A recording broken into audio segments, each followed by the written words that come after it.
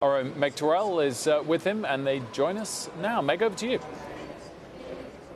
Well, thank you so much. Dr. Waksal, some pretty strong words you had about this new company founded this morning. $200 million worth of funding to try to disrupt pharma the way Amazon has disrupted retail and basically everything else. Why do you think this is, in your words, a dumb idea? Well, first of all, our industry is meant to innovate, to do new things, to change the world. And to do that, by the way, pricing has gone up far too much, but we're supposed to do it in an intelligent way. This is doing something, for example, Lipitor is on the market. You make Crestor. You've got to do the research to make a new drug, I don't care what the technology is, that's similar to Lipitor.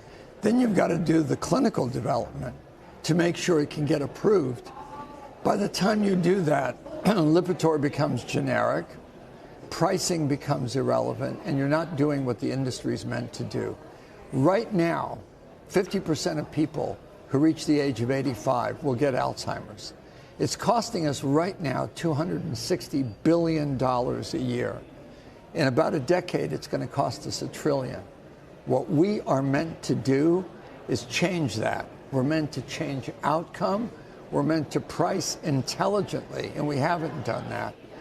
But we are meant to do it not by disrupting, by selling old drugs at a discount. Generics already do that.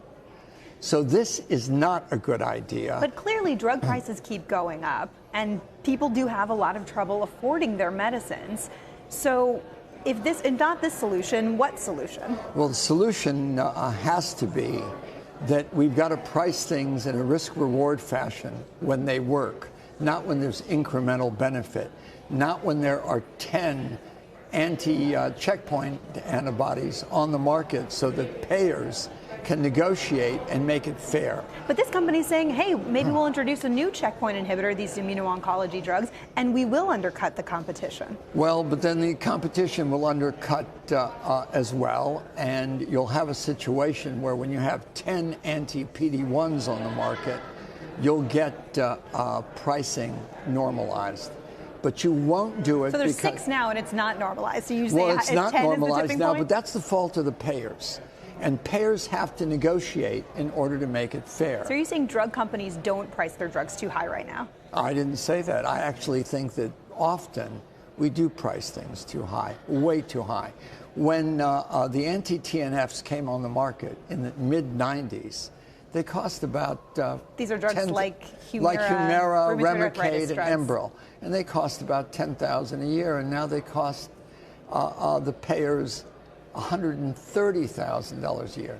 That's insane, and that's part of the reason. By the way, Bio's been talking about that. Jeremy Levin is getting people to sign on so that there are understandings of value for the money. So if something gets approved and we charge X, whatever X is, it's got to be in a risk-reward fashion, beneficial to society, beneficial to the patient, and change outcome.